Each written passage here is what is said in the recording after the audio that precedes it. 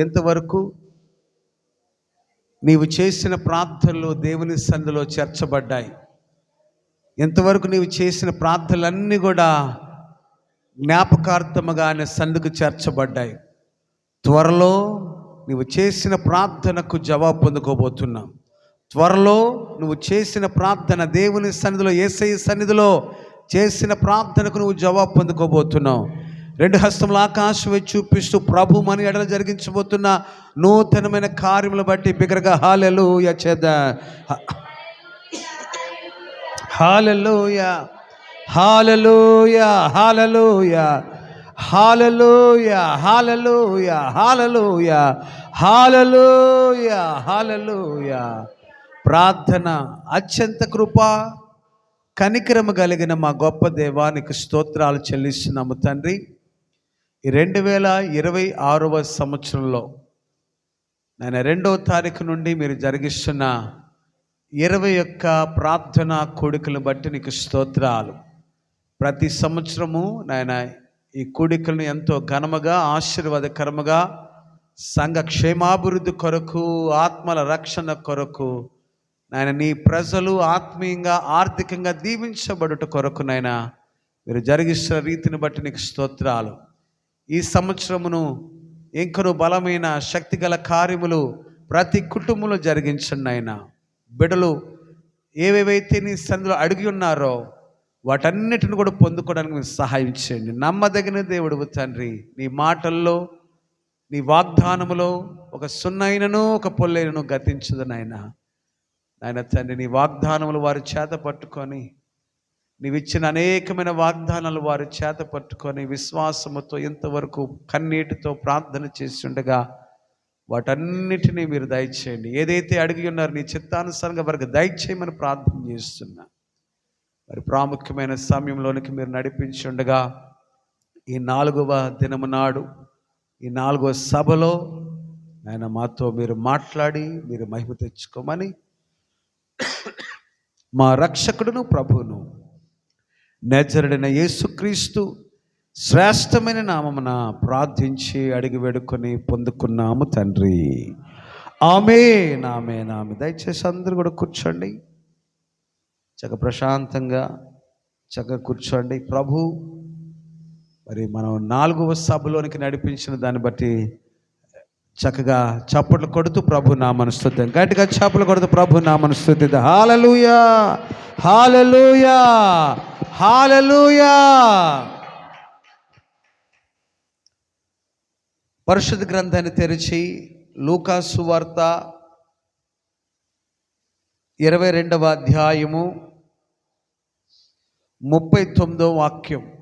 లూకా సువార్త 22వ అధ్యాయము 39వ వాక్యం. తర్వాత ఆయన బయలుదేరి తన వాడుక చొప్పున ఒలీవ కొండకు వెళ్ళగా శిష్యులను ఆయన వెంట వెళ్ళిరి. దేవునికి స్తోత్ర, హల్లెలూయా. ఆయన బయలుదేరి, మరొకసారి చదువుతున్నాను, లూకా సువార్త 22వ అధ్యాయము 39వ వాక్యం. ఆయన బయలుదేరి తన వాడుక చొప్పున ఒలీవల కొండకు వెళ్ళగా శిష్యులను ఆయన వెంట వెళ్ళిరి. దేవునికి స్తోత్ర, హల్లెలూయా. మన ప్రభువైన యేసుక్రీస్తు వారికి ఒలీవ కొండకు వెళ్ళుట వాడుక. ఆయన ఈ లోకంలో సస్యరెడిగా సంచరించిన దినముల్లో ఆయన తరచుగా యెరూషలేముకు వెళ్ళేవారు. యెరూషలేము దేవాలయమును సందర్శించేవారు. ఆ యెరూషలేము దేవాలయములో వచ్చు ప్రజలకు ఆయన వాక్యాన్ని, ఆయన మాటలు, రక్షణ గురించిన సువార్త, పరలోక రాజ్యమును గురించిన సువార్త వారికి తెలియబరుస్తూ ఉండేవారు. యేసు ప్రభువు వారు ఆయన యెరూషలేముకు వచ్చు ప్రతి సమయంలో, యెరూషలేములో ఉంటే యెరూషలేము ఒలీవ కొండ ఉంది, ఆ ఒలీవ కొండకు వెళ్ళి అక్కడ గడుపుట ఆయనకు ఆనవాయితీ, అలవాటు.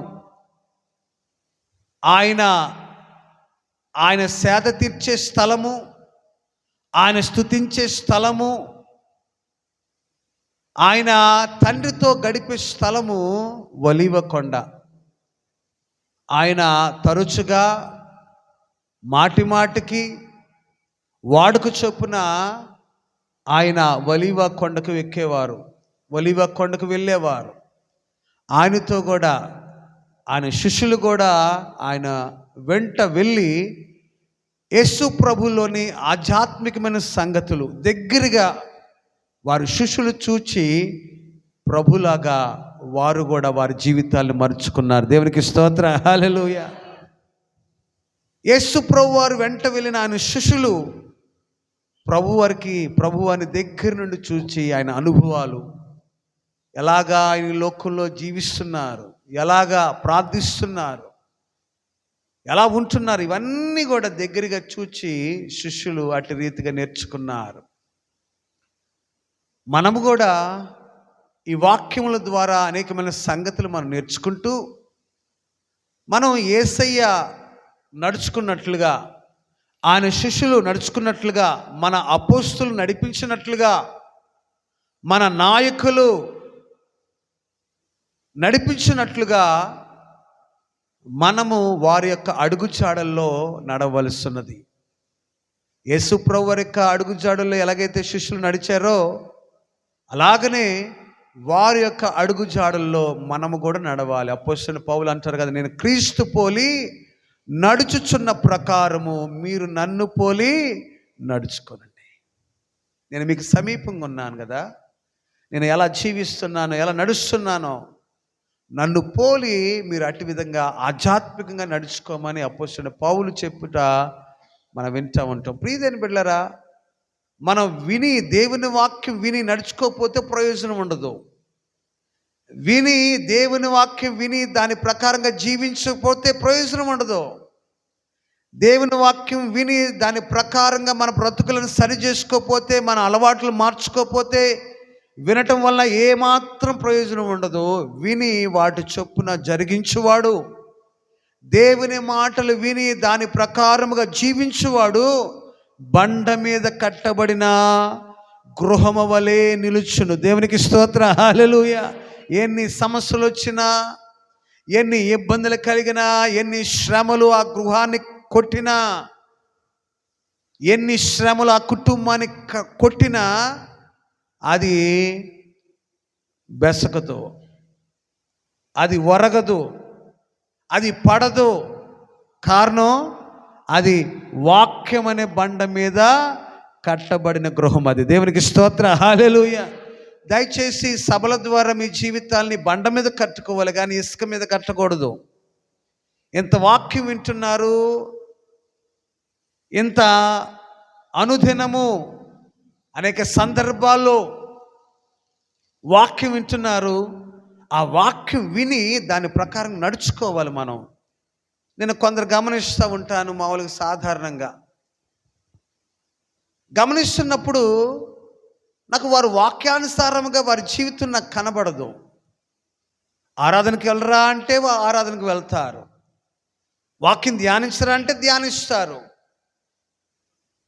వారు లేచినప్పుడు టీవీలో వాక్యం వినబడాలి, వారు పడుకున్నప్పుడు కూడా వాక్యం వినబడాలి.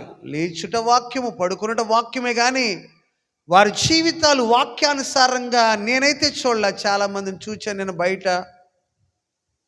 చాలామందిని చూస్తూ ఉన్నా, గమనిస్తూ ఉన్నా, గ్రహిస్తూ ఉన్నా వారు ఎలా ఉంటున్నారు అనేది.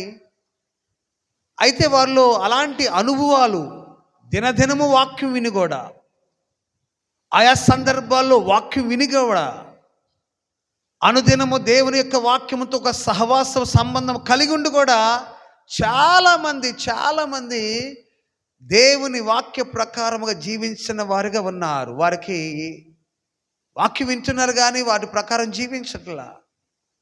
ప్రియమైన బిడ్డలారా, సంఘమా, దేవుడు నిన్ను పిలుచుకున్నాడు, తన కొరకు ప్రత్యేకించుకున్నాడు. నీవు అనేక మందికి దీవెనకరముగా ఉండాలని, నీవు నీ కుటుంబానికి ఆశీర్వాదకరముగా నీవు ఉండాలని దేవుడు నిన్ను పేరు పెట్టుకొని పిలిచాడు ఆయన. దేవునికి స్తోత్ర, హల్లెలూయా. ఏదో నువ్వు కూర్చున్నది ఏదో వాడుక చొప్పున, నీ యొక్క క్రమము చొప్పున వచ్చిన కూర్చొని ఇక్కడ ఉండలేదు. కానీ దేవుని యొక్క ప్రత్యేకమైన సంకల్పము, ఉద్దేశమును బట్టి నీవు ఉన్నావని జ్ఞాపకం చేస్తున్నా. వాక్యాన్ని బట్టి మీ జీవితాలు మార్చుకోండి. వాక్యమే నీ పరిస్థితులను మార్చగలదు. వాక్యాన్ని విని దాని ప్రకారం నడుచుకోండి. సంవత్సరాలు జరుగుతూ ఉన్నాయి. సంవత్సరాలు 2026 సంవత్సరంలో కూడా మనం వచ్చేసాం. రక్షణ పొంది ఎన్ని సంవత్సరాలు అయ్యిందో మీకు. కొందరు 25 సంవత్సరాలు అయిన వాళ్ళు ఉన్నారు, 20 సంవత్సరాలు అయిన వాళ్ళు ఉన్నారు రక్షణ పొందుకొని. 10, 15, 5, నాకు తెలిసి 5 తక్కువ లేదు ఎవరు ఇక్కడ. నాకు తెలిసి 5 సంవత్సరాలు తక్కువ ఎవరు లేరు. ప్రియదేని బిడ్డలారా, మనము మన యొక్క జీవితాలు జరుగుతున్నప్పుడు మనం ఆత్మీయంగా బలపడాలి. సంవత్సరాలు జరుగుతున్నప్పుడు మనలో ఏం రావాలమ్మా? దినదినము మార్పు రావాలి. ఆకారాల్లో మార్పు వస్తున్నాయి కానీ ఆధ్యాత్మికమైన జీవితంలో మార్పు రావట్లా. అంతే. శరీరాల్లో మార్పు వస్తుంది కానీ ఇదివరకు ఒక వరుసలో చాలామంది కూర్చునేవాళ్ళు. ఒక వరుసలో ఇప్పుడు కూర్చోడానికి సరిపోట్లా. ఇదివరకు ఈ యొక్క పరంజా చక్కగా చాలామంది కూర్చునేవాళ్ళు ఈ పరంజా మీద. అయితే ఇప్పుడు 4గురికి మించి కూర్చోలేకపోతున్నారు.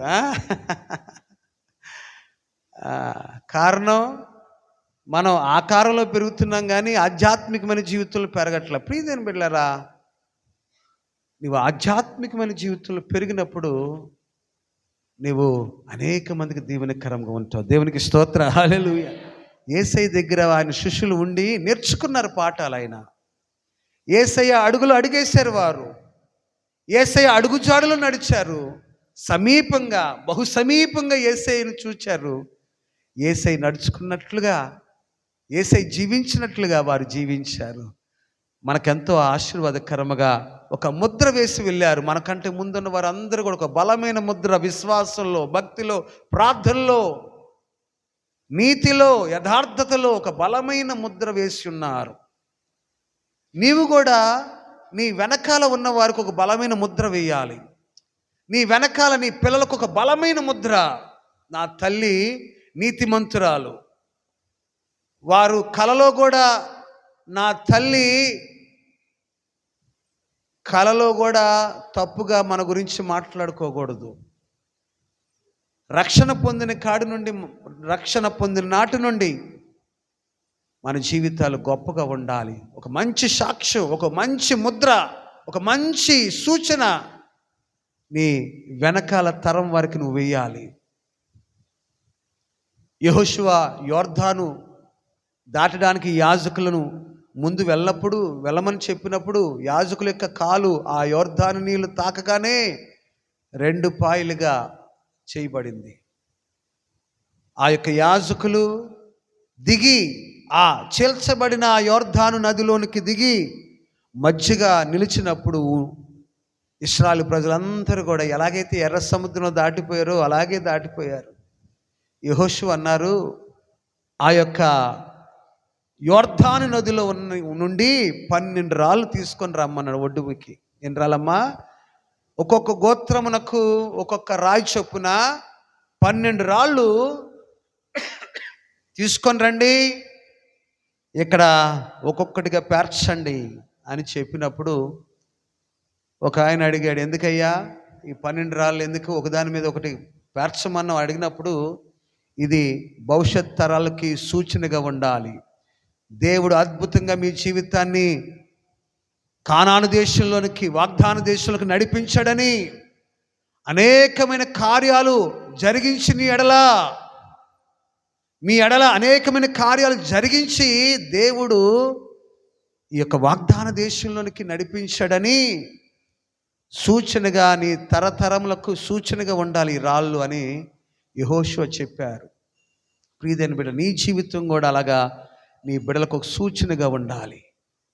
నీ జీవితం కూడా నీ బిడ్డలకు ఒక సూచనగా ఉండాలి, ఒక గుర్తుగా ఉండాలి, ఒక బలమైన ముద్రగా ఉండాలి. మాటల్లో ఒక చక్కటి ముద్ర వేయాలి. నీ మాట పలుకు జాగ్రత్త. రక్షణ పొందిన విశ్వాసి, నీవు దేవుని మందిరంలో చక్కగానే ఉంటున్నావు, సుమధురముగా నాతో మాట్లాడుతున్నావు, చక్కగా సమాధానం ఇస్తున్నారు మీరు. అయితే మీ ఇంటి దగ్గర, నువ్వు పనిచేస్తున్న స్థలంలో, నువ్వు బయట మందిరం వెలుపల నీ మాట తీరు ఎలాగుంటుంది, ఇక్కడ నీ ప్రవర్తన బాగానే ఉంటుంది, మందిరం వెలుపల నీ ప్రవర్తన ఎలాగుంటుంది, ఇక్కడ నీ నడవడిక బాగానే ఉంటుంది, మందిరం వెలుపల నీ నడవడిక ఎలాగుంటుందో జ్ఞాపకం చేసుకోవాలి. నీ వెనకాల ఉన్న తరం వారికి, నీ పిల్లలకు, నీ కుమారులకు, నీ కుమార్తెలకు, నీ అల్లుళ్లకు, మరి కోడళ్లకు, నీ మనవళ్లకు, మనవరాళ్లకు, నీ సంతానమునకు, నీ కుటుంబములకు, నీ బంధువులకు గొప్ప ఆశీర్వాదకరముగా నీవు ఉండాలి. వాక్యం వినడం, దాని ప్రకారంగా జీవించడం. దేవునికి స్తోత్రం, హల్లెలూయా. వాక్యం బూడిదలో పోసిన పన్నీరు కాకూడదు, వాక్యం వ్యర్థం కాకూడదు. చక్కటి వాక్యాలు మీరు వింటున్నారు, మిమ్మల్ని సరి చేసుకోండి. చక్కగా ప్రభు యొక్క అడుగుజాడలు నడవండి.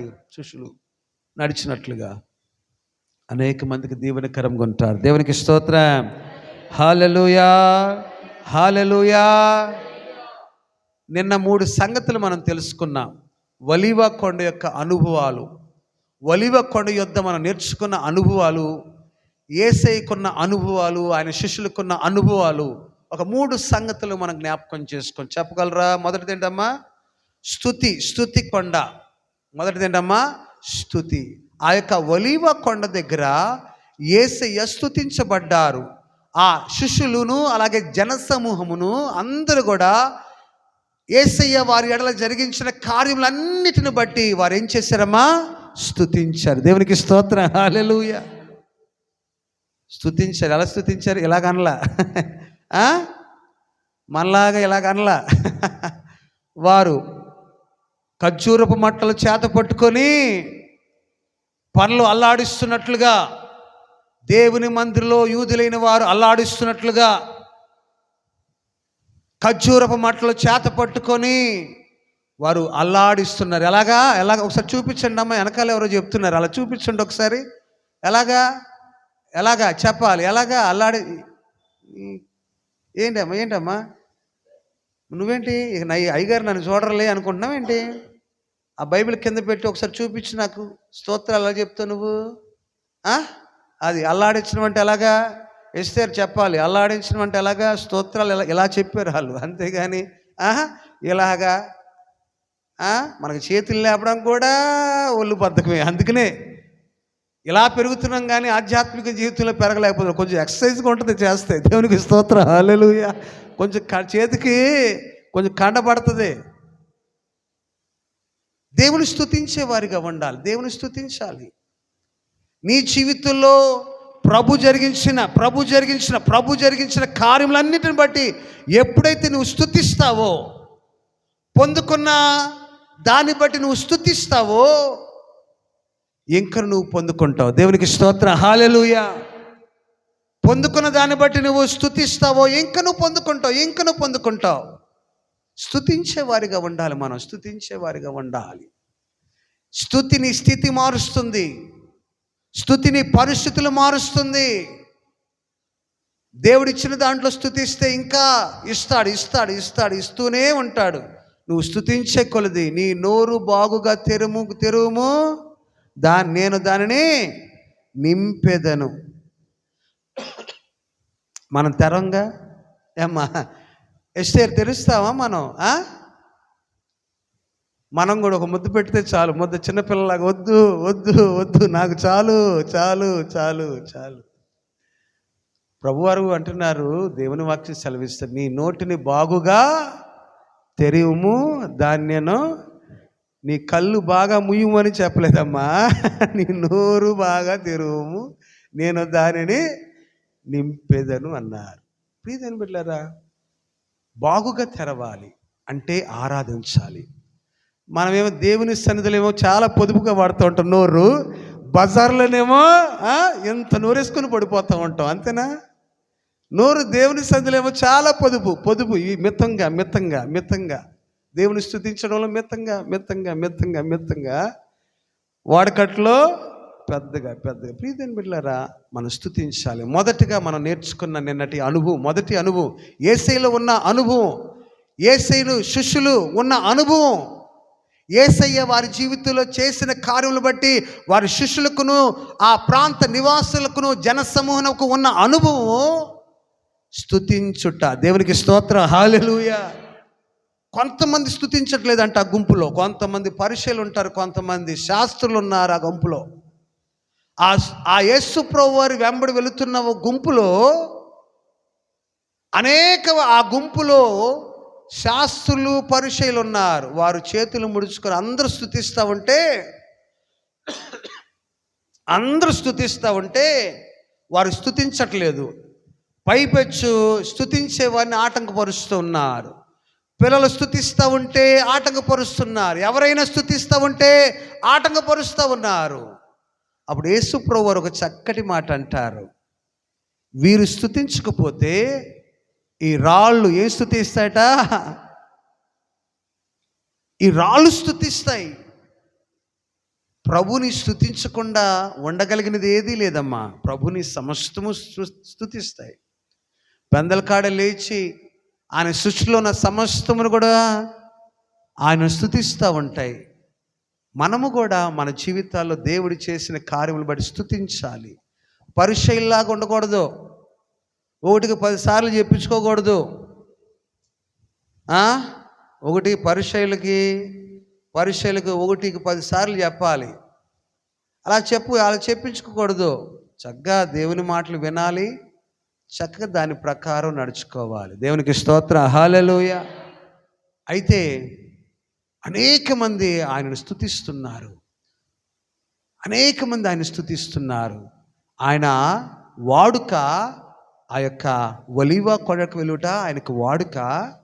ఆ ఒలీవ కొండ దగ్గర ఆయన స్తుతించబడ్డారు. దేవునికి స్తోత్రం, హల్లెలూయా. ఆ ఒలీవ కొండ దగ్గర ఎలాగైతే ఆయన స్తుతించబడ్డారో, ఇది మనకి ఒలీవ కొండ. ఈ మందిరము, ఈ ఒలీవ కొండ, ఈ దేవుని మందిరము ఒలీవ కొండ. ఇది నీవు దేవుని సన్నిధికి వచ్చినప్పుడు మౌనంగా ఉండక ఆయన చేసిన కార్యములన్నిటిని బట్టి నువ్వు స్తుతించాలి. దేవునికి స్తోత్రం, హల్లెలూయా. మొదటిది ఏంటమ్మా? స్తుతి కొండ, ఒలీవ కొండ. మొదటిది స్తుతి కొండ. అక్కడ యేసయ్య స్తుతించబడ్డారు. అలాగే ఈ మందిరము కూడా స్తుతి నిలయముగా ఉండాలి, స్తుతి మందిరముగా ఉండాలి. ఇది నిత్యము దేవుని యొక్క కీర్తనల చేత, సంకీర్తనల చేత ఇక్కడ దేవుని యొక్క నామం స్తుతించబడుతూనే ఉండాలి. ఇక్కడ ప్రార్థన సమయంలో, ఆరాధన సమయంలో ఈ యొక్క స్థలంలో స్తుతించబడుతూ ఉండాలి. ఇక్కడ ఇది స్తుతించే స్థలము. ఇక్కడ నీ పరిస్థితులు మార్చబడే స్థలం, ఇది నీ బ్రతుకు మార్చబడే స్థలం. ఇది వేరేదేమి కాదు, ఇది దేవుని మందిరము. దేవునికి స్తోత్రం, హల్లెలూయా. స్తుతించాలి. రెండవది ఒలీవ కొండ యేసయ్యకు విశ్రాంతి కొండ. దేవునికి స్తోత్రం, హల్లెలూయా. పగలంతా పరిచర్య చేయడం, పగలంతా తండ్రి చిత్తాన్ని నెరవేర్చడం, దేవుని సువార్తను ప్రకటించడం, ప్రభు ఆ పరలోక రాజ్యం గురించి తెలియపరచడం. రాత్రి సాయంకాలం అయినప్పుడు ఆ ఒలీవ కొండ యొద్దకు వచ్చి విశ్రాంతి తీసుకోవడం. దేవునికి స్తోత్రం, హల్లెలూయా, హల్లెలూయా, హల్లెలూయా. యేసయ్యకి అది విశ్రాంతి కొండ. కిందకి వెళ్ళినా అమ్మన్నారు.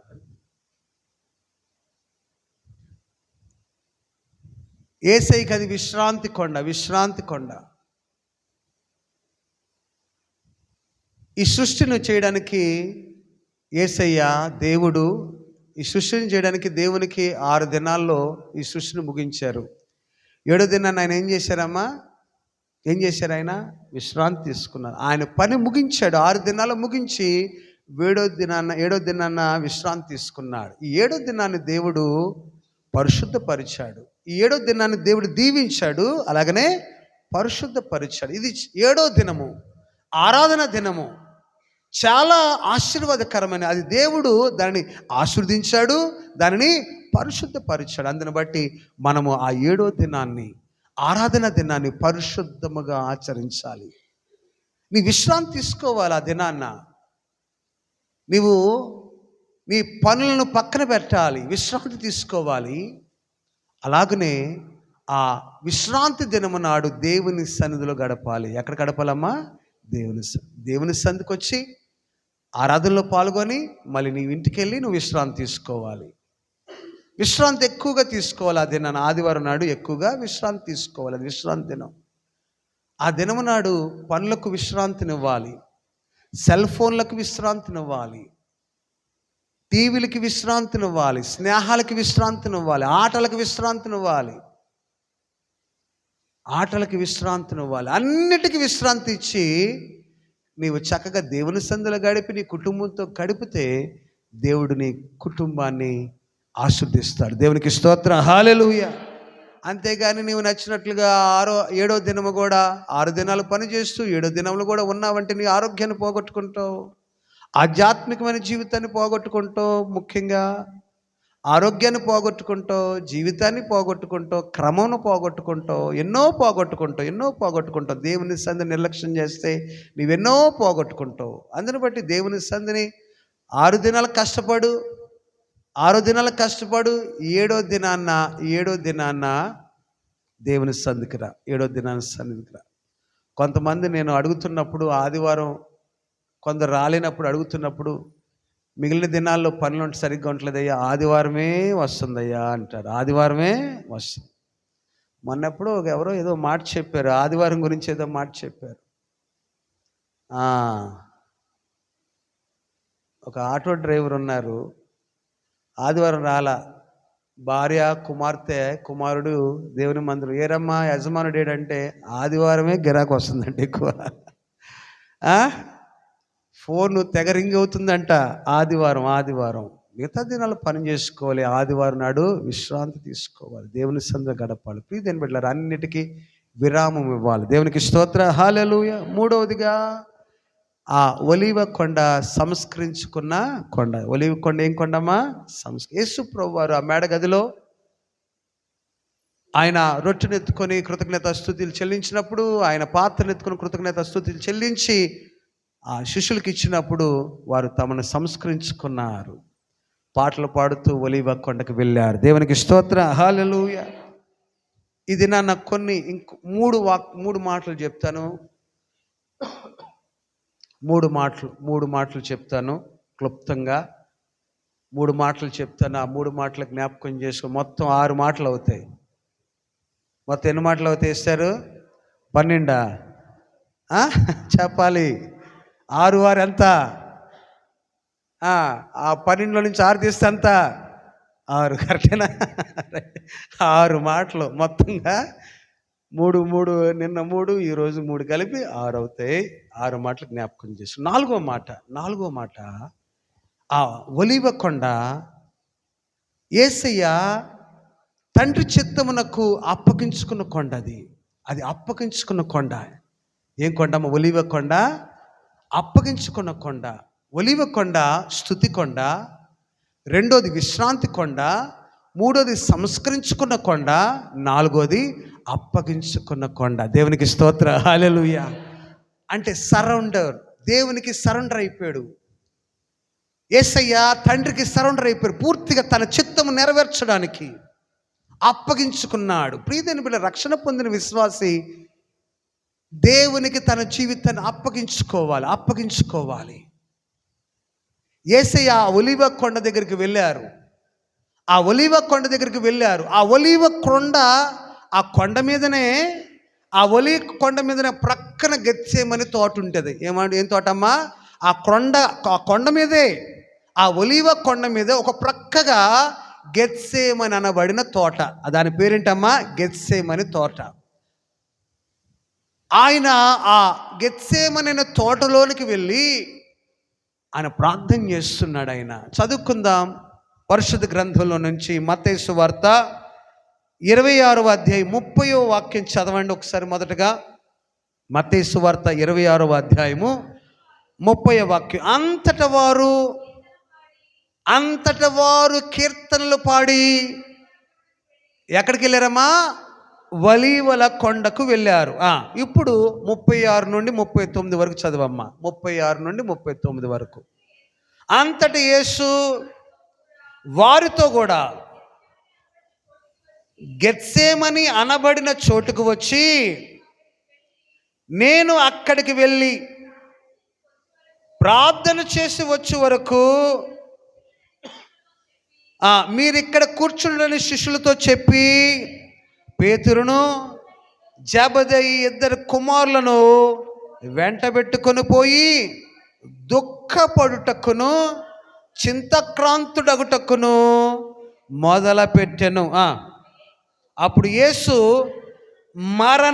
మరణమగునంతగా నా ప్రాణము బహు దుఃఖములో మునిగి ఉన్నది. దేవునికి స్తోత్రం, హల్లెలూయా. నా ప్రాణము బహు దుఃఖములో మునిగి ఉన్నది, మీరు ఇక్కడ నిలిచి నాతో కూడా మెలకువగా ఉండుడని వారితో చెప్పి కొంత దూరం వెళ్ళి సాగిలపడి, నా తండ్రి, సాధ్యమైతే ఈ గిన్నె నా యొద్ద నుండి తొలగిపోనిమ్ము, అయినను నా ఇష్ట ప్రకారము కాదు, నీ చిత్త ప్రకారమే కానిమ్మని ప్రార్థించను. దేవునికి స్తోత్రం, హల్లెలూయా. తండ్రి అప్పగించిన పని చాలా భారమైనది. అది సమస్త లోకం యొక్క పాపాన్ని ఆ కుమారుడైన, అద్వితీయ కుమారుడైన యేసు మీద ఉంచారు. ఆ యేసు యొక్క బాధ్యత, ఆ ప్రభు యొక్క బాధ్యత ఆ పాపాన్ని మోయడం. అది చాలా భయంకరమైనది. తన అద్వితీయ కుమారుణ్ణి ఈ లోకము కొరకు ఆయన విడిచిపెట్టేశాడు. తండ్రి చెయ్యి విడిచిపెట్టిన సమయం అది. తండ్రి చెయ్యి విడిచిపెట్టేస్తాడు. ఇక తండ్రి చెయ్యి విడిచిపెట్టేస్తాడు. అయితే ప్రభు ప్రార్థన చేస్తున్నాడు, యేసే ప్రార్థన చేస్తున్నాడు, అయ్యా ఈ గిన్నె నా యొద్ద నుండి తొలగివ్వండి, అదేను నీ చిత్తమైతే, అది నీ చిత్తం అనుకుంటే నా యొద్ద నుండి తీసివేయటం నీ చిత్తమైతే తీసివేయండి, లేని ఎడల నీ చిత్త ప్రకారమే కానివ్వండి అని ప్రార్థన చేస్తున్నాడు. దేవునికి స్తోత్రం, హల్లెలూయా. యేసయ్య బహు దుఃఖములో మునిగి ప్రార్థన చేస్తూ ఉన్నాడు. తన జీవితాన్ని దేవునికి అప్పగించుకుంటున్నాడు. అయ్యా నీ చిత్తమే, నీ చిత్తమే, నీ చిత్తమే, నీ చిత్తమేనా, నీ చిత్తమే కానివ్వండి, నీ చిత్తమే కానివ్వండి. నేను ఈ లోకానికి వచ్చింది నీ చిత్తాన్ని నెరవేర్చడానికి కదా నాయన. నీ చిత్తం ఒక బాధ అయినా కానీ, అది వేదన కలిగించేదైనా కానీ నా ఆలోచన ప్రకారం కాదు, నా మాట ప్రకారం కాదు, నీ ప్రకారమే జరిగించు, నీ ప్రకారమే. యేసయ్య తండ్రికి తన జీవితాన్ని అప్పగించుకున్నాడు. ప్రియమైన బిడ్డలారా, ఒలీవ కొండ మనం అప్పగించుకునే కొండగా ఉండాలి.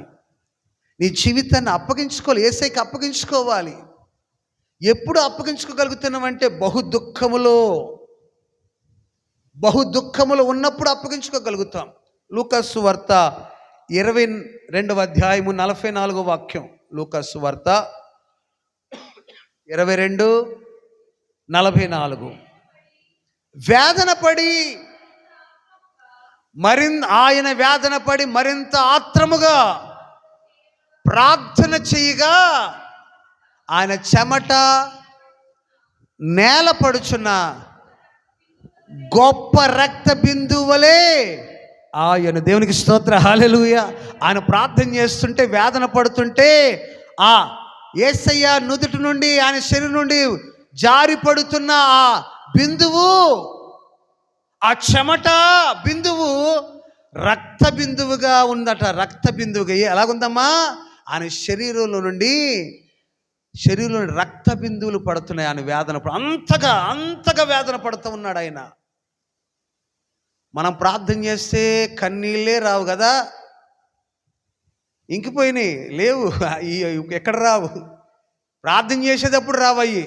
ఎవరైనా మంచి ఇల్లు కట్టుకుంటే వస్తుంది ఏడుపు, ఎవరైనా మంచి కారు కొనుక్కుంటే వస్తుంది ఏడుపు, ఎవరైనా ఒకరు బండి కొనుక్కుంటే వస్తుంది ఏడుపు.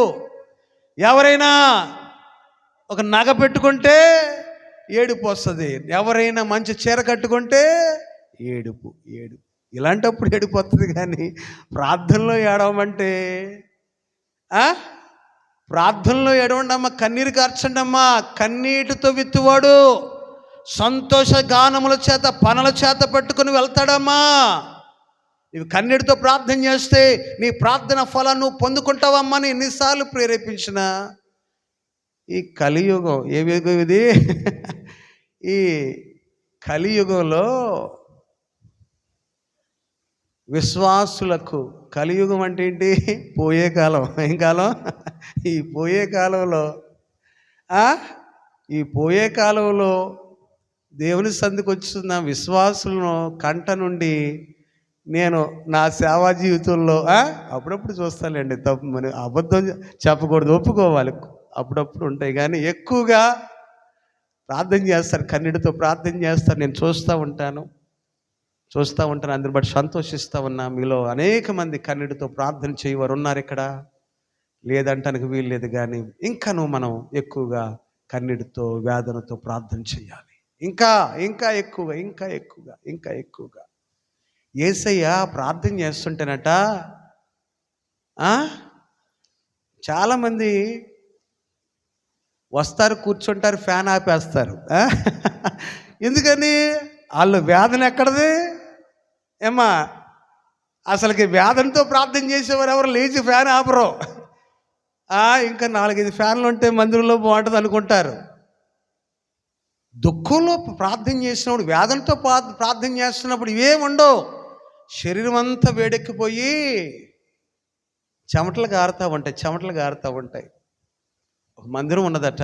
ఒక మందిరంలో విశ్వాసులు ప్రార్థన చేస్తే ఒక ఆయన మందిరంలోకి వచ్చాడట. మందిరంలో అడుగు పెట్టగానే మందిరం అంతా చాలా వేడిగా ఉందట.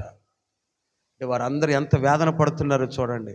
ఎవరిని అడుగు పెడితే స్వెటర్లు వేసుకొని రావాలి మన మందిరానికి వస్తే. అంతేనమ్మా? చలేస్తుంది, ముసుగులు గట్టిగా కప్పారు మీరు, చలికాలం కదా అని. ప్లీజ్ బిడ్డలారా, యేసుప్రభువు వారు ప్రార్థన చేస్తున్నప్పుడు, యేసుప్రభువు వారు తండ్రికి తన జీవితాన్ని అప్పగించుకుంటున్నప్పుడు బహు దుఃఖముతో మునిగిపోయాడు. ఆయన చెమట బిందువు రక్తముగా మార్చబడి నేల పడుతూ ఉంది. ఆ సమయంలో యేసుప్రభువు వారు అంతగా దుఃఖపడుతుంటే ఆ గెత్సేమని తోటలో దూత వచ్చి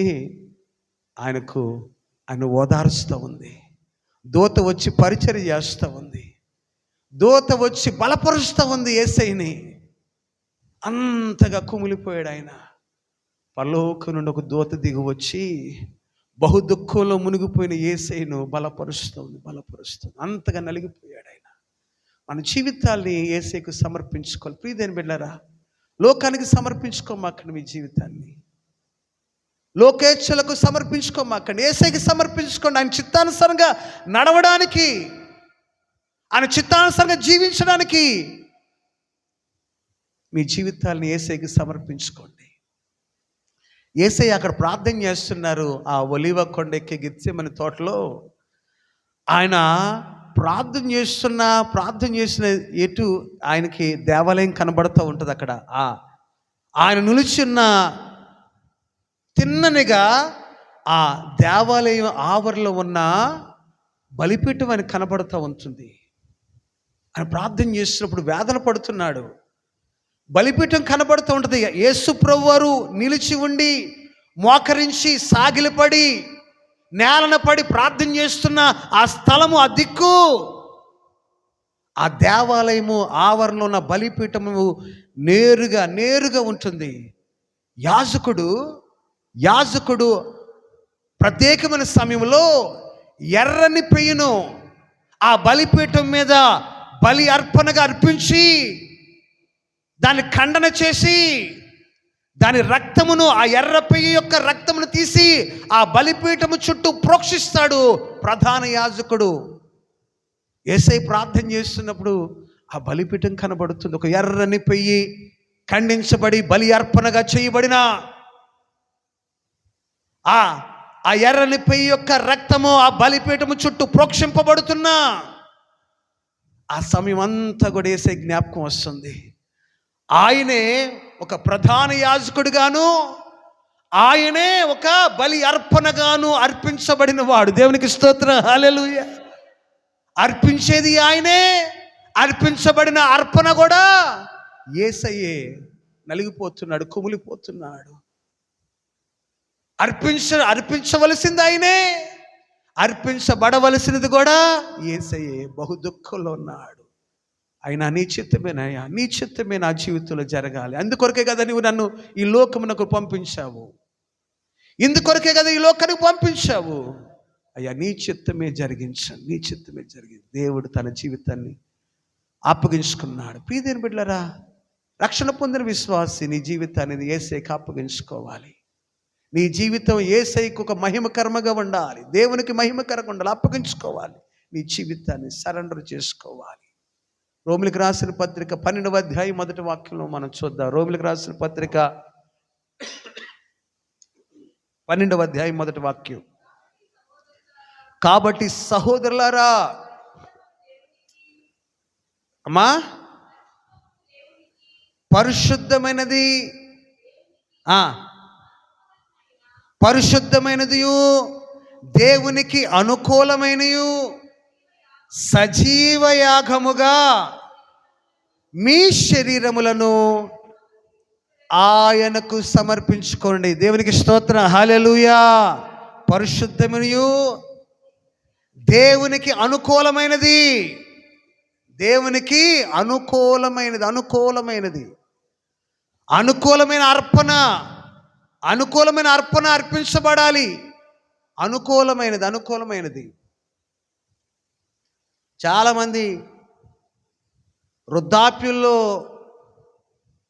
రక్షణ పొందుకుంటూ ఉంటారు. అనుకూలమైన సమయంలో, దేవునికి నువ్వు సహాయపడవలసిన సమయంలో నీవు రక్షణ పొందితే ఆయన నిన్ను వాడుకుంటాడు, ఆయన మహిమ కొరకు. మనల్ని ఎప్పుడు రక్షణ పొందుతారమ్మా? చెప్పగా ఎప్పుడో కుడివైపు ఒకడు పట్టుకొని, ఎడం వైపు జబ్బును ఒకరు పట్టుకొని, 4-5 మోసుకొచ్చే సమయంలో ఏమ్మా ఇప్పుడు అర్జెంటుగా దించేవాలి, అర్జెంటుగా ఆయన దించాలి. 4 మోసుకు రావాలి నీకు బాప్తిసం ఇవ్వడానికి. అప్పుడు వరకు ఏం చేస్తావు? నీకు నచ్చినట్లుగా, నీకు నచ్చినట్లుగా. ఎప్పుడు బాప్తిసం పొందుకోవాలమ్మా? మంచి సమయంలో, దేవునికి ఇష్టమైన సమయంలో, అనుకూలమైన సమయంలో, ఆయనకు మహిమకరముగా నీవు ఉండాలి. అంతేగాని ఎప్పుడో కాదు. ప్రియదేని బిడ్డ, మంచి యవన వయసులో ఉండగానే రక్షణ పొందుకోవాలి. మన యవన బిడ్డలను బట్టి నేను సంతోషిస్తాను. మన యవన బిడ్డలో దేవుని వాక్యము చేత పట్టబడి ఆయన సిలువ దర్శనము చేత ఎంతోమంది మన యవన బిడ్డలు మరి మంచి వయసులో వారు రక్షణ పొందుకున్నారు. అందుని బట్టి సంతోషిస్తారు. ఇంకా మన కుటుంబాల్లో ఎవరైనా ఉంటే వారు కూడా మిగలకూడదు. ఒక్కరు కూడా రక్షణ లేకుండా ఒక్కరు కూడా ఉండకూడదు మన కుటుంబాల్లో. మీ బిడ్డల కొరకు ప్రార్థన చేయండి, మీ బిడ్డల కొరకు ప్రార్థించండి. యవన వయసులో ఉన్న మీ బిడ్డల కొరకు ప్రార్థన. దేవునికి కావాలి వారు, దేవుని పరిచర్య కొరకు కావాలి వారు, దేవుని సేవకు ఆధారంగా ఉండడానికి కావాలి వారు. బలముండంగానే కావాలి దేవునికి స్తోత్రం, హల్లెలూయా. ముసలి అయిపోయిన తర్వాత నన్ను వాడుకోనైనా ఏం వాడుకుంటా నిన్ను? యేసయ్య ఒక పాట పాడలేవు, వాక్యం చదవలేవు, నిన్నే ఒక 2-3 తీసుకొని రావాలి మందిరానికి. అప్పుడు ప్రార్థన చేస్తూ ఉంటాను, నన్ను బలంగా వాడుకోనైనా, నీ సేవలో వాడుకో, నీ పరిచర్లో వాడుకోనైనా, వాడుకో. బలం ఉన్నప్పుడు ఇలాంటి ప్రార్థనలు రాదు. ప్రియదేని బిడ్డలారా, ఇదే రక్షణ దినం. ఇది ప్రభునకు మీ జీవితాలు అర్పించుకోండి. యేసయ్య తన జీవితాన్ని తండ్రి చిత్తమునకు అప్పగించుకున్నాడు. అనేకమైన వాక్యాలు ఉంటాయమ్మా. ఆయన అప్పగించుకున్నాడు కాబట్టి, శ్రమపడ్డాడు కాబట్టి, తను రిక్తునిగా చేసుకున్నాడు కాబట్టి, తండ్రి చిత్తాన్ని నెరవేర్చాడు కాబట్టి, తండ్రి మాట విన్నాడు కాబట్టి అందరికంటే గొప్పగా పెట్టాడట యేసయ్యని దేవుడు. దేవునికి స్తోత్రం, హల్లెలూయా. అన్ని నామముల కంటే పైనామముగా యేసు నామమును ఉంచాడట దేవుడు. దేవునికి స్తోత్రం, హల్లెలూయా. సమస్తమును ఆయన పాదముల కింద ఉంచాడట దేవుడు. దేవునికి స్తోత్రం. అన్నిటికంటే ఆయన సింహాసనాన్ని హెచ్చించాడు దేవుడు. దేవునికి స్తోత్రం, హల్లెలూయా. తగిన వయసులోనే తన జీవితాన్ని దేవునికి అప్పగించుకోవడం ద్వారా నీవు తగిన జీవితంలో మంచి వయసులో దేవుని జీవితానికి అప్పగించుకుంటే ఆయన మహిమ కొరకు వాడుకుంటాడు. నిన్ను నీవు అప్పగించుకోవాలి, నిన్ను నువ్వు విరగొట్టుకోవాలి, నిన్ను నువ్వు నలగొట్టుకోవాలి. విరిగి నలిగిన హృదయాన్ని ఆయన లక్ష్యముస్తాడు. గర్విష్ఠులను లక్ష్యముంచాడు ఆయన. విరిగి నలిగి ఎవరైతే ఉంటారో వారినే ఆయన ఒప్పించుకుంటాడు. దేవునికి స్తోత్రం, హల్లెలూయా. మనమందరం కూడా అట్టి మనసు కలిగి ఉండాలి. యేసయ్యకి అట్టి మనసు ఉంది. ఆ ఒలీవ కొండ ఆ ఒలీవ కొండ దగ్గర యేసయ్య తనను తాను తండ్రి చిత్తానికి, దేవుని చిత్తానికి అప్పగించుకున్నాడు.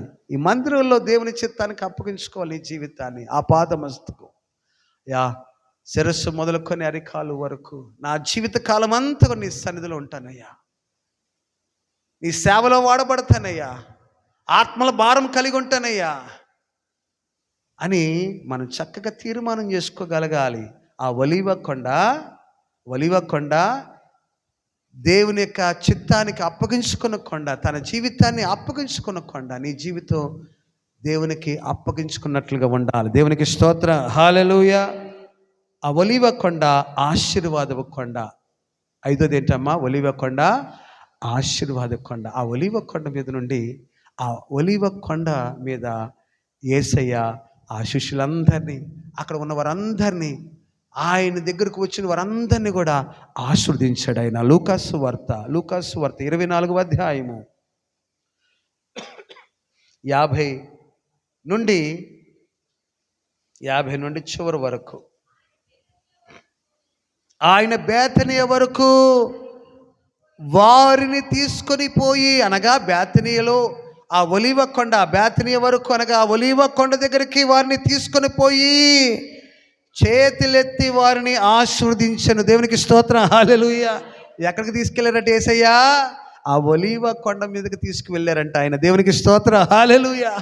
అక్కడ ఆ వారిని ఆశీర్వదించాడు ఆయన. చేతులెత్తి, చేతులు ఉంచి, ఒక్కొక్కరి మీద చేతులుంచి ఆయన ఆశీర్వదించాడు వారిని. ప్రియమైన బిడ్డలారా, ఇది ఒలీవ కొండ. ఈ మందిరము దేవుని సన్నిధి ఒలీవ కొండ. ఇక్కడ నీవు ఆశీర్వాదాలు పొందుకునే స్థలం ఇది. నీవు నిండారుగా దీవించబడే స్థలం ఇది. యేసయ్య నిన్ను ఆశీర్వదించే స్థలం ఇది. యేసయ్య ఆ ఒలీవ కొండకు తీసుకుని వెళ్ళి వారి మీద చేతులుంచి, చేతులెత్తి వారిని ఆశీర్వదించెను. వారిని ఆశీర్వదించుచుండగా ఆయన వారిలో నుండి ప్రత్యేకించబడి పరలోకమునకు ఆరోహణడాయను. వారు ఆయనకు నమస్కారము చేసి మహా ఆనందముతో యెరూషలేమునకు తిరిగి వెళ్ళి ఎడతెగక దేవాలయములో ఉండి దేవునికి స్తోత్రము చేయుచుండ్రు. దేవునికి స్తోత్రం, హల్లెలూయా. యేసయ్య వారిని ఆశీర్వదించగా, వారు ఆశీర్వదించినప్పుడు ఆయన వారి నుండి వేర్పరచబడ్డారు, వేరయ్యారు. ఒక మేఘం ఆయనను పరలోకమునకు తీసుకుని వెళ్ళింది. వారు మహానందముతో ఎక్కడికి వెళ్ళారమ్మా? యెరూషలేమునకు వెళ్ళి ఎడతెగక, యెరూషలేము దేవాలయంలో ఎడతెగక అంటే ప్రతిరోజు సమయం దొరికినప్పుడల్లా ఎడతెగక. అప్పుడప్పుడు అని ఉందా? అప్పుడప్పుడు దేవాలయంకి వెళ్ళి అని ఉందా? ఎడతెగక. ఎడతెగక అంటే తెలుసుగా, ఆగక, మానక. ఎడతెగక కురుస్తుంది అంటాం కదా. వర్షం ఎలా కురుస్తుంది? వర్షం ఎలా కురుస్తుంది అంటాం? ఎడతెగక కురుస్తుంది అంటే మానక, ఆగక. వారు దేవుని యొక్క ఆశీర్వాదములు పొందుకున్న వారు మానక, దేవుని సన్నిధిని మానక, ఎడతెగక దేవుని సన్నిధిలో వారు ఉండి దేవుని స్తోత్రాలు చేస్తున్నారు. దేవునికి స్తోత్రం. హల్లెలూయా. ప్రియదేని బిడ్డలారా, మానమక దేవుని సన్నిధినికి. వారు ఎడతెగక దేవాలయంలో కనబడినట్లుగా నీవు కూడా ఎడతెగక మానక దేవుని మందిరాన్ని మానక. మనలో చాలామంది శీతాకాలం వస్తే మానేస్తారు. శీతాకాలం అయితే అండి బయటకు వస్తానండి నాకు జలుబు చేస్తుందండి. జలుబు ఏం చేస్తుందమ్మా? శీతాకాలం జలుబు. అయ్యో మందిరానికి రాలేనండి. తర్వాత ఏ కాలం వస్తుంది? వర్షాకాలం. అమ్మో నేను ఉండలేనండి. సారీ, తర్వాత ఏంటి? వేసవకాలం. తర్వాత ఏంటి? శీతాకాలం. తర్వాత వేసవకాలం. నేను ఉండలేనండి. అమ్మో ఉష్ బుష్. ఇక ఈ శబ్దాలు ఎక్కువ పడు. ఉండలేను. అమ్మో నేను అక్కడ ఉండలేను. అమ్మా ఫ్యాన్ ఎయిర్ ఇంట్లో. కుమార్తె కొడుకా ఫ్యాన్ ఏంట్రా మీ ఓపుకుంటే వెళ్ళండి. నేను మాత్రం రాలేనురా బాబు. అయ్యగారి ఫ్యాన్ లేని ఓట్లు అక్కడ. అక్కడేమో ఆ ఫ్యాన్ ఎదురుగా ఆవిడ కూర్చొని లెగదా ఆవిడ. ఆవు తప్ప ఎవరికి తగలదయ్యే గాలి. నేను రాలేను కొడక, మీరు వెళ్ళి రండి వెళ్ళగలిగితే అని. వేసవకాలం. వర్షాకాలం అమ్మో ఈ బురద. ఏంటి బురద గొడవ. మన మందిరానికి చక్కగా అక్కడ పైప్ ఉంది, అర్థమైందమ్మా. ఏదన్నా దేవుని సంధికి రావాలి. దేవునికి స్తోత్రం. హల్లెలూయా. ఆదివారం నాడు ముసురు పట్టినాడు, వర్షం వస్తున్నప్పుడు గోనుపట్టి సంచి తీసుకొని ముసుగేసుకొని చికెన్ షాప్ దగ్గరికి వెళ్ళమంటే వెళ్తాం. సైకిల్ ఎక్కేసి అటు ఇటు ఎగురుకుంటూ తొక్కేసుకుంటూ ఏమ్మా ఏదో ఒక రకంగా వాళ్ళని గొడుగడిగి వీడి గొడుగడిగి మార్కెట్కి వెళ్ళిపోయి చేపలు తెచ్చేసుకొని వండుకోవడానికి మాత్రం వర్షం అడ్డుకు రావట్లా, తినడానికి మాత్రం వర్షం అడ్డు రావట్లేదు. కానీ దేవుని మందిరానికి మాత్రమే మనకి ఏమవుతుంది? అడ్డు వస్తుంది వర్షం. ప్రియదేని బిడ్డలారా, వారు ఎడతెగక ఎలాగున్నారంటే దేవుని మందిరంలో వారు ఎడతెగక దేవుని యొక్క ఆశీర్వాదము పొందుకున్న వారు మానక మానక మానక మానక మానక మానక. ఆదివారాలు దెయ్యాలు పడతాయి కొంతమందికి. ఏ వారాలు దెయ్యాలమ్మా? ఆదివారం దెయ్యం, శుక్రవారం దెయ్యం, శనివారం దెయ్యం, ఇలా దెయ్యాలు పడుతూ ఉంటాయి మన వాళ్ళకి. ప్రార్థనా సమయంలో ఇప్పుడు ఈ 21 దినాలు దెయ్యం కూడా పట్టుంటుంది ఎవరో ఒకరికి వెళ్ళకుండా దేవుని మందిరానికి. మళ్ళీ ఎప్పుడు పట్టదో. ఈ కొంతమందికి జనవరి 2వ తారీఖు నుండి 22 వరకు దెయ్యం పడుతుంది. కొంతమందికి ఆదివారం దెయ్యం పడుతుంది. ఎస్ఏ నన్ను సీరియస్గా చూస్తున్నావు, నువ్వు నీ గురించి మాట్లాడట్లేదు, నువ్వు చక్కగా వస్తున్నావు కదా. ప్రియదేని బిడ్డలారా, మానక దేవుని మందిరంలో ఎవరైతే మానక దేవునికి కనబడతారో, దేవుని మందిరం కనబడతారో ఇంకా దీవించబడతారు కదా. వారు ఇంకా దీవించబడతారు. వారు ఆ దేవాలయంలో ఎడతెగక కనబడడం గల కారణం, ఇంకా స్తుతించడం గల కారణం ఏంటంటే దేవుని యొక్క దీవులు పొందుకుంటున్నారు. వారు ఎడతెగక దేవాలయం ఉండి దేవుణ్ణి స్తోత్రము చేయుచుండిరి. దేవునికి స్తోత్రం. హల్లెలూయా. దేవుడు వారి పట్ల జరిగిస్తున్న కార్యములన్నిటిని బట్టి ఏం చేస్తున్నారమ్మా? స్తోత్రం చెల్లిస్తున్నారు. దేవునికి స్తోత్రం. హల్లెలూయా. చివరిదిగా 6వదిగా ఆ ఒలీవ కొండ తీర్మానం చేసుకున్న కొండ. ఏం కొండమ్మా? తీర్మానపు కొండ. దేవునికి స్తోత్రం. హల్లెలూయా. అక్కడ ఆయన వెళ్ళబోక మునుపు యేసయ్య పరలోకమునకు ఆరోహణమై వెళ్ళక మునుపు వారితో ఒక మాట చెప్పారు. మీరు యెరూషలేము నుండి వెళ్ళక, ఏమన్నారైనా?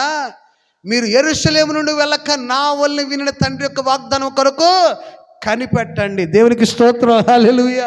యేసుప్రభువు వారు ఆ దినాన ఒలీవ కొండకు తీసుకువెళ్ళారు కదా. వారిని తీసుకువెళ్ళినప్పుడు వాళ్ళు యేసుప్రభువు వారితో వచ్చిన వారు కొంతమంది ఉన్నారు. ఆ యెరూషలేములో ఉన్నారు, చాలా దినాలు ఉంటున్న వారు ఉన్నారు. అయితే యేసుప్రభువు వారికి సెండ్ ఆఫ్ ఇచ్చి మనం కూడా చెక్కేద్దాం గలిలయకి, మనం కూడా మనం ఊర్లు పోదామని చెప్పి తట్టబుట్ట సట్టేసుకొని వచ్చేసారు యేసయ్య దగ్గరికి. ఆ ఒలీవ కొండకి సూట్ కేసులు పట్టుకొని ఆ తట్టబుట్ట సర్దేసుకొని యేసయ్య సెండ్ ఆఫ్ ఇచ్చి మనం కూడా వెళ్ళిపోదాము అనుకొని వస్తే యేసయ్య అన్నాడు, మీరు వెళ్ళకరంగానే ఒకసారి కింద పడేశారు. ఎంతో బాధగా ఒకసారి నీరు గారిపోయారు కొంతమంది. ఇదేంట్రా బాబు, నేను ఇంటికి వెళ్ళిపోదాం అనుకుంటే యేసయ్య ఇంకా యెరూషలేము నుండి వెళ్ళొద్దంటున్నాడు. ఇంకా ఈయన వదలడా మనల్ని? 9 అవుతుంది, ఇంకా వదలడా ఈయన మనల్ని వదలడా? 40 దినాలు ఉన్నంతకాలం చంపుకు తిన్నాడు. మళ్ళీ పునరుద్ధరణ లేచిన తర్వాత మనతో పాటే ఉన్నాడు, మళ్ళీ వెళ్ళొద్దంటున్నాడు ఏంట్రా అని కొందరు బాధపడి ఉండొచ్చు. కానీ కొందరు యేసయ్య మాట కొరకు, ఆయన చెప్పిన మాట కొరకు తీర్మానం చేసుకున్నారు. అయ్యా మేము వెళ్ళమయ్యా, దేవునికి స్తోత్రం, హల్లెలూయా. ఆ వాగ్దానం పొందుకునే వెళ్తాం మేము.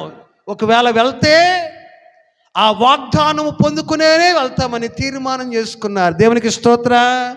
అపోస్తుల కార్యము చూద్దాం. అపోస్తుల కార్యం 1వ అధ్యాయము 4వ వాక్యాన్ని చదవండి అమ్మా.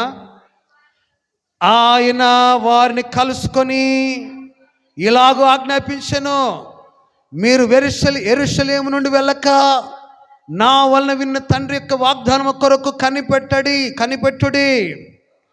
యోహాను నీళ్లతో బాప్తీసం ఇచ్చను గాని కొద్ది దినములలోగా మీరు పరిశుద్ధాత్మలో బాప్తీసము పొందెదరనెను. దేవునికి స్తోత్రం, హల్లెలూయా. 8వ వాక్యం ఆయనను పరిశుద్ధాత్మ మీ మీదకి వచ్చినప్పుడు మీరు శక్తి నొందెదరు గనుక మీరు యెరూషలేములోను యోదయ సమరయ దేశములందంతటను భూదిగంతముల వరకును నాకు సాక్షులయుందురని వారితో చెప్పెను. దేవునికి స్తోత్రం, హల్లెలూయా. ఈ మాటలు చెప్పి వారు చూచుచుండగా ఆయన ఆరోహణమాయను. అప్పుడు వారి కన్నులకు కనబడకుండా ఒక మేఘము ఆయనను కొనిపోయాను. దేవునికి స్తోత్రం, హల్లెలూయా. 12వ వాక్యంలోనికి వెళ్దాం. అప్పుడు వారు ఒలీవల వనమనబడిన కొండ నుండి యెరూషలేమునకు తిరిగి వెళ్ళిరి. ఆ కొండ యెరూషలేమునకు విశ్రాంతి దినమున నడవదగినంత సమీపమున ఉన్నది. వారి పట్టణములో ప్రవేశించి తాము బస చేయుచుండిన మేడ గదిలోనికి ఎక్కిపోయిరి. వారెవరేవనగా పేతురు, యోహాను, యాకోబు, ఆంద్రెయ, ఫిలిప్పు, తోమా, బర్తలోమి, మత్తయి, అల్ఫాయి కుమారుడగు యాకోబు, జెలోతే అనబడిన సీమోను, యాకోబు కుమారుడగు యూద అనువారు, వీరందరూ వీరితో కూడా కొందరు స్త్రీలను యేసు తల్లి అయిన మరియు ఆయన సహోదరులను ఏక మనసుతో ఎడతెగక ప్రార్థన చేయుచుండిరి. ఆ కాలమందు ఇంచుమించు 120 మంది సహోదరులు కూడి ఉండగా. దేవునికి స్తోత్రం, హల్లెలూయా. తీర్మానం చేసుకున్న వారు ఎంతమంది అమ్మా? 120 మంది. దేవునికి స్తోత్రం, హల్లెలూయా. తీర్మానం చేసుకుందాం ఎంతమంది? 120 మంది సహోదరులు. ఇంకా చాలా మంది ఉన్నారు అక్కడ. 120 మంది సహోదరులు లెక్క. అయితే ఇంకా అనేక మంది స్త్రీలు ఉన్నారు తీర్మానం చేసుకున్న గుంపులో. దేవునికి స్తోత్రం, హల్లెలూయా. ఇక్కడి నుంచి మేము ఇంటికి వెళ్తే దేవుని యొక్క వాగ్దానముతోనే వెళ్తాం.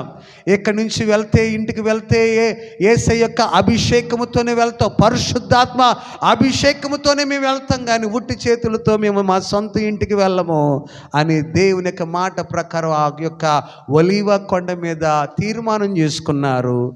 ఆ మేడ గదిలో గడుపుతున్నారు. 1 రోజు అయిపోయింది, 2వ రోజు అయిపోయింది, 3వ రోజు అయిపోయింది, 4వ రోజు అయిపోయింది, 5వ రోజు అయిపోయింది, 6వ రోజు అయిపోయింది, 7వ రోజు అయిపోయింది, 8వ రోజు అయిపోయింది, 9వ రోజు అయిపోయింది, 10వ దినాన్న కనిపెడుతున్నారు. దేవునికి స్తోత్రం, హల్లెలూయా.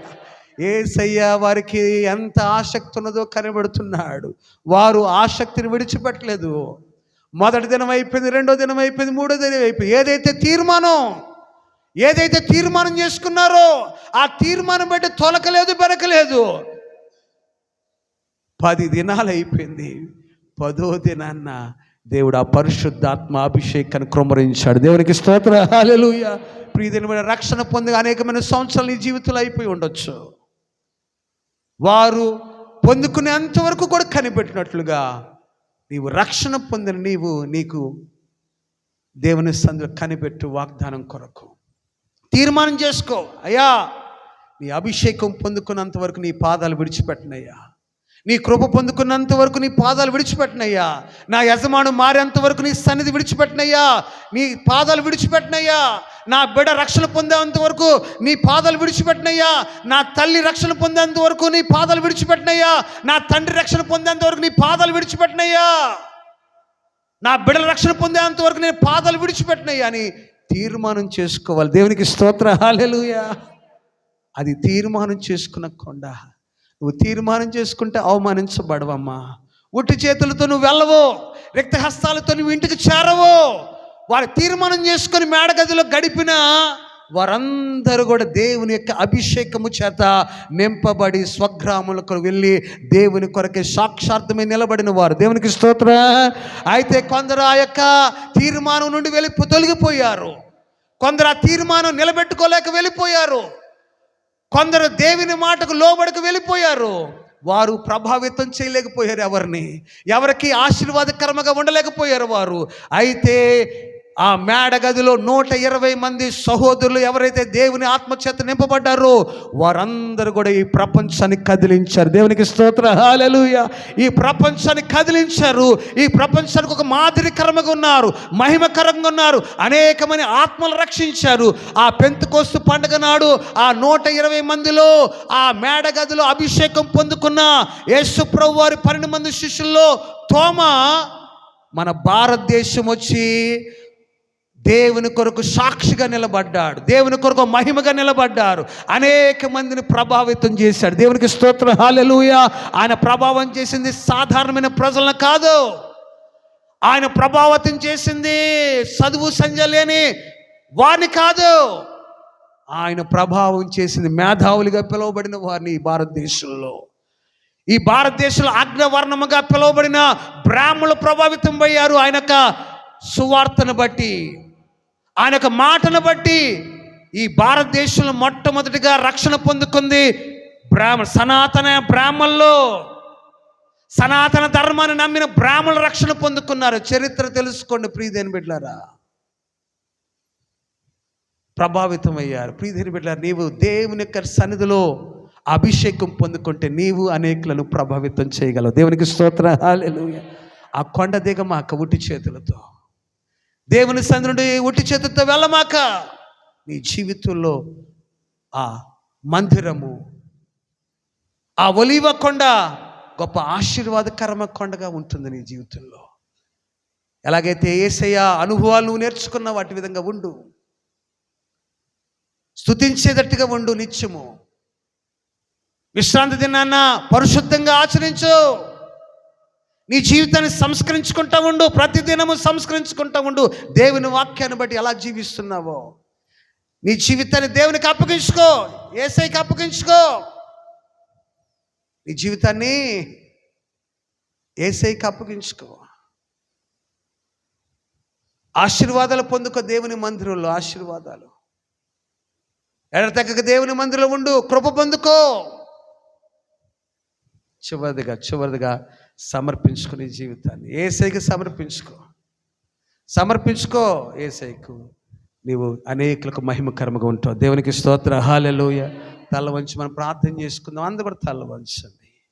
విన్న వాక్యాన్ని బట్టి 2 హస్తములు ఆకాశం వైపు చూపిస్తూ విన్నావు. 6 మాటలు విన్నావు. నీవు ఒలీవ కొండలో నుండి 6 అనుభవాలు నువ్వు విన్నావు. ఒకసారి నువ్వు పరిశీలన చేసుకో. ఒక్కమారు నీవు స్తుతించగలుగుతున్నావా దేవుణ్ణి? అనేకమైన కార్యాలు నీ జీవితంలో జరిగించుండగా నువ్వు స్తుతించగలుగుతున్నావా? విశ్రాంతి దినాన్ని పరిశుద్ధంగా ఆచరించగలుగుతున్నావా? నిన్ను సంస్కరించుకుంటున్నావా? నీ జీవితాన్ని దేవునికి అప్పగించుకున్నావా? దేవునికి ఆశీర్వాదములు పొందుకున్నావా? తీర్మానం చేసుకున్నావా? ఆ తీర్మానం ప్రకారం జీవిస్తున్నావా? ఒకసారి ఈ 6 మాటలు జ్ఞాపకం చేసుకో, భద్రపరుచుకో నీ హృదయంలో. హల్లెలూయా, హల్లెలూయా. 2 హస్తములు ఆకాశం వైపు చూపిద్దాం. బిగ్గరగా హల్లెలూయా చేద్దాం. ప్రభు మాట్లాడిన 6 మాటలు బట్టి 6 మాటలు బట్టి బిగ్గరగా హల్లెలూయా చెప్దాం. హల్లెలూయా, హల్లెలూయా, హల్లెలూయా, హల్లెలూయా, హల్లెలూయా, హల్లెలూయా. అత్యంత కృపా కనికరమ కలిగిన మా గొప్ప దేవానికి స్తోత్రాలు. ఈ 2026వ సంవత్సరంలోని జనవరి మాసంలో యేసయ్య ఈ 5వ దినము నాడు 4వ కూడికలోనికి నడిపించిన మీకు స్తోత్రాలు. నిన్నను ఈ రోజును ఒలీవ కొండ నుండి కొన్ని అనుభవాలు మేము నేర్చుకోవడానికి మీరు ఇచ్చిన సమయాన్ని బట్టి నీకు స్తోత్రాలు చెల్లిస్తున్నాను. యేసయ్య నీకు వందనాలు తండ్రి. నాయన ఒలీవ కొండ యొక్క అనుభవం ప్రతి ఒక్కరూ కలిగి ఉండడానికి మీరు సహాయం చేయండి. యేసయ్య ప్రతి సమయం నువ్వు చేసిన కార్యములు బట్టి కృతజ్ఞత చెల్లించువారుగాను, విశ్రాంతి దినాన్ని పరిశుద్ధముగా ఆచరించేవారుగాను, ప్రతిదినము తమ జీవితాల్ని సంస్కరించుకుని వారుగాను, వారి జీవితంలో సజీవి అవగముగా నీకు అప్పగించుకుని వారుగాను, నీ యొక్క ఆశీర్వాదములు పొందువారుగాను, నాయన తండ్రి తీర్మానము తగినట్లుగా జీవించువారుగాను నాయన బిడ్డలు ఉన్నట్లు మీరు సహాయం చేయమని ప్రార్థన చేస్తున్నా. నాయన వారి ఎలా నూతనమైన కార్యములు జరిగించండి. నాయన ఈ యొక్క 21 దినాలు నీ సన్నిధిలో ఉండాలని ఆయన తీర్మానం చేసుకుని బిడ్డలు వస్తుండగా నాయన ఆశగల ప్రాణమును తృప్తిపరచువాడువు నాయన. ఎవరెవరు ఏ పరిస్థితుల్లో వస్తున్నారో నువ్వు ఎరిగిన దేవుడు నాయన. ఈ సభల ద్వారా ఈ యొక్క 21 దినముల ప్రార్థన కూడికల ద్వారా గొప్ప కార్యములు ప్రతి వాని యొక్క జరిగించి మీరు మహిమ తెచ్చుకోండి అయ్యా. ప్రతి వాని ఎడల మీరు జరిగించండి నాయన. స్తోత్రాలు దేవా. వారి వారి కుటుంబాలు, వారి వ్యాపారాలు, వారు చేయించిన వృత్తులను, ఉద్యోగ వ్యవసాయములను మీరు దీవించండి నాయన. నూతనమైన కార్యములు ఈ సంవత్సరం జరిగించండి తండ్రి. యేసయ్యా బిడ్డలు వెళుతుండగా నీ సన్నిధితో నడిపి క్షేమంగా ఇంటికి చేర్చి మళ్ళీ మేమందరము కూడా 5వ సభలోను నీ సన్నిధిలో కలుసుకోవడానికి మమ్మల్ని సిద్ధపరచమని, ఇంకా అనేకులు రావలసి ఉండగా తండ్రి వారిని కూడా మీరు నడిపించి మీరు మహిమ తెచ్చుకోండి. ఈ 21 దినముల యొక్క ఆశీర్వాదం మా సంఘ బిడ్డలందరూ కూడా, ఈ ప్రాంత బిడ్డలందరూ కూడా పొందుకోవడానికి ప్రతి ఒక్కరిని మీరు సిద్ధపరిచి ఈ సభల ద్వారా ఆత్మీయంగాను ఆర్థికంగాను మీరు దీవించి మహిమ తెచ్చుకోమని మా రక్షకుడును ప్రభును నజరుడైన యేసుక్రీస్తు శ్రేష్టమైన నామమున ప్రార్థించి అడిగి వేడుకొని పొందుకున్నాము తండ్రి. ఆమేన్, ఆమేన్, ఆమేన్. అందరికీ